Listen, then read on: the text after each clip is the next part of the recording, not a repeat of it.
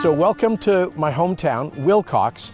Population of about 225, at least when I was growing up. I arrived here when I was 8 years old, and just wanted to drop by to relive some childhood memories that are very fond, growing up in this small prairie village. This was where I grew up.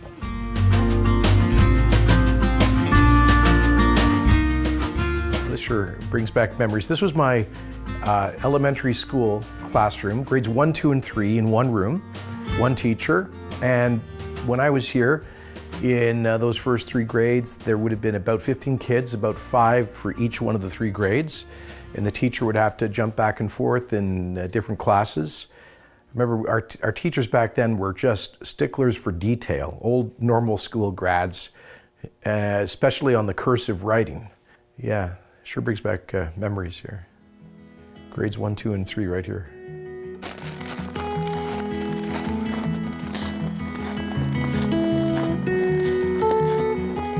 We just loved the Saskatchewan, the big, long, cold, snowy Saskatchewan winters. Some of those winters, the snow drifted up to what seemed to us like, as kids, like mountains of snow, but there were certainly drifts that were several feet high. And I remember right around here, drifts that were twice as tall as me as a kid at least, and we'd dig through them, create snow forts and tunnels. Crazy dangerous when you think about it, but we didn't care. And we would just have epic snowball fights out here.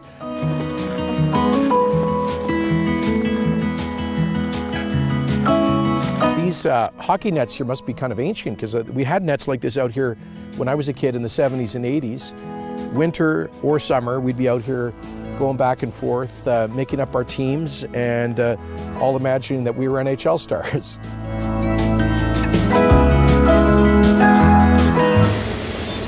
This whole town is here, like most of these prairie towns, because of the railway. And back in the day, it was mainly to pick up grain. These are all oil cars now, taking Alberta oil to down to Chicago to U.S. refineries. Every single car on this train right now is an Alberta oil car going down to Chicago.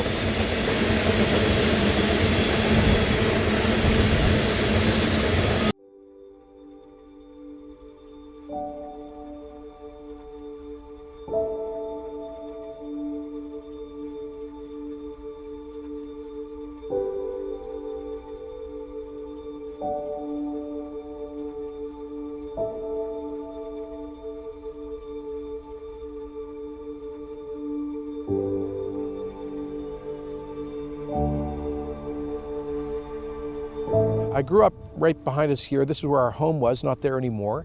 And in the mornings, we'd wake up and hoof it to school on the other side of town. In summer, trying to... the wind is so strong here on many days that taking your bike to school, you'd feel like you're getting blown backwards sometimes, or in the winter, often going up against a blizzard. Growing up on the bald prairie like this, you learn how to live with the elements.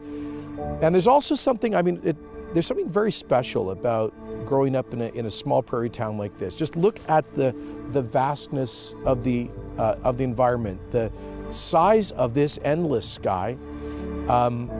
You at once are sort of awed by nature and feel a sense of solitude, but also in a small community like this, a very strong, close-knit sense of community at the same time. Those, you can't help but just imbibe those classic prairie values of a sense of both self-reliance, but also mutual dependence in a community like this.